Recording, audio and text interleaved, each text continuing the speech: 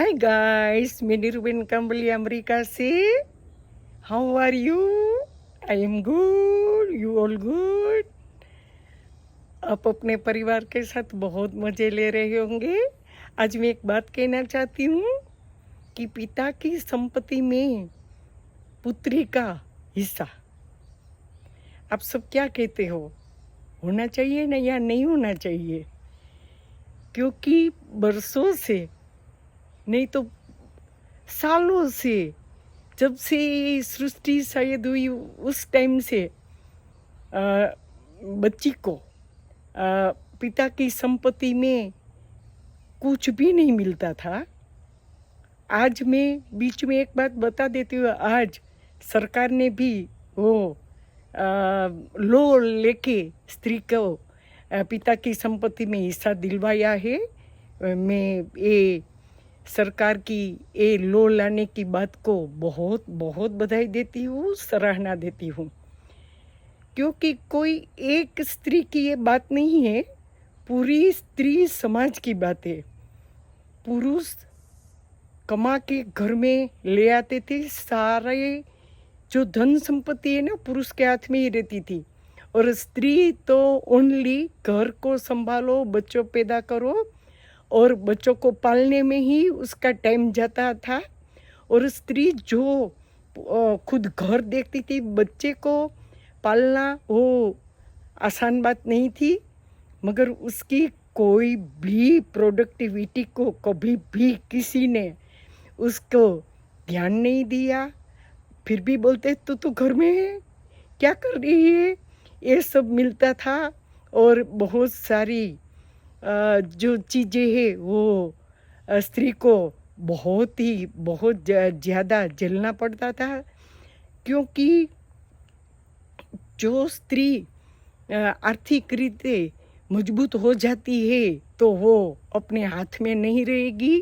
ये शायद वो भी डर होगा या फिर पता नहीं क्या क्या होगा कि वो जो स्त्री पे डोमिनेट होना है तो वो नहीं हो पाएंगे, या किसी न किसी तरह से स्त्री को मजबूत बनाने की बात ही नहीं थी। बहुत सालों तक स्त्री को पढ़ने भी नहीं दिया जाता था।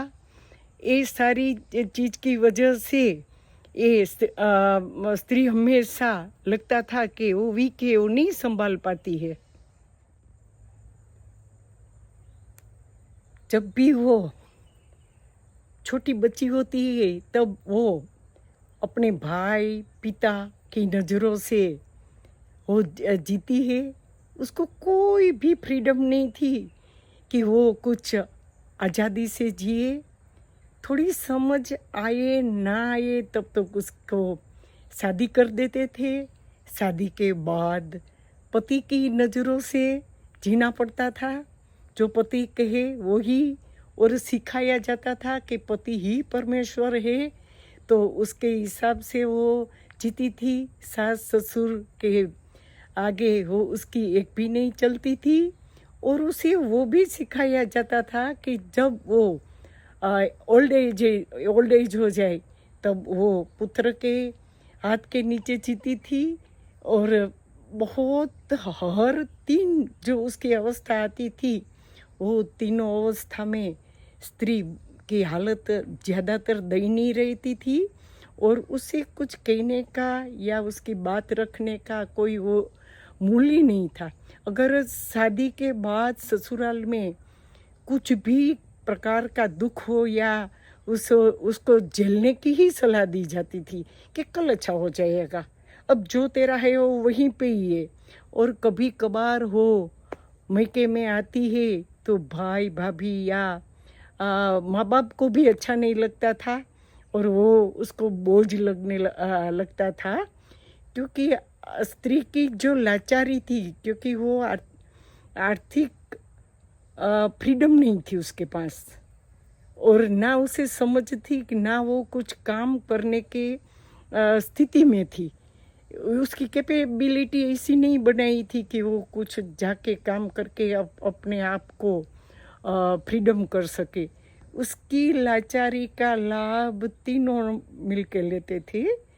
और बहुत सारी महिला है बेवजह वो मर जाती थी और उसको जीने की चाह होते हुए भी कोई भी रीजन नहीं होता और वो मृत्यु को का तो अपना लेती थी, का तो वो ऐसी स्थिति में हो जाती थी कि वो मर भी जाती थी।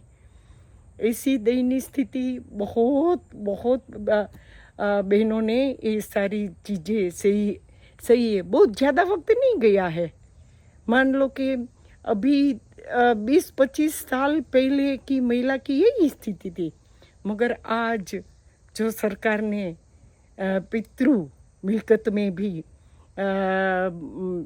महिला को हक मिलता है, वो बहुत अच्छा लॉ लाए हैं, मगर कितनी महिलाएं उसका यूज़ करती है, क्योंकि भाई भतीजे और जो फैमिली खास करके जो पुरुष वर्ग थे वो वही समझाते थे कि तू साइन कर दे, हम हैं ना तेरे साथ, हम हर रोज आपकी हर चीज़ में खड़े रहेंगे। ऐसी मीठी मीठी बातें करके उसको साइन करवा के मिल्कत हड़प लेते थे। और जब महिला को, बहन को ज़रूरत पड़ी भाई की या कुछ आर्थिक स्थिति, तो कौन पास में खड़े रहते थे। एक कप चाय के लिए तरसती थी महिला, एक चाय के लिए बेटी हड़तूत होके घर से निकलती थी, और आज भी वही स्थिति है। तो ये कायदा तो हुआ है, मगर और बहुत सारी महिलाएं मुझे इस बारे में पूछती है और जो उसके दिल में है वही कहती है। तो मुझे लगा कि चलो मैं आज इस बारे में एक वीडियो बना के सब महिलाओं के नाम मैं ये रखती हूँ। अपने आप को मजबूत करो। भाई या पिता की मिल्कत हमें नहीं चाहिए, हम खुद अपने आप को मजबूत करें, हम खुद कमाए और बहुत सम्मान से जिए, और जहाँ हमारा हक है वहाँ भी हम पीछे नहीं हटे, और उसमें जो करना चाहिए वो करना पड़ता है, वो कर लेना चाहिए। और खुद अपने आप को भी इतने काबिल बनाओ कि हमें किसी की ज़रूरत ना पड़े, हम खुद अपना जो जीवन है वो बेहतर जिए और सम्मान से जिए। I hope like you. Thank you for watching.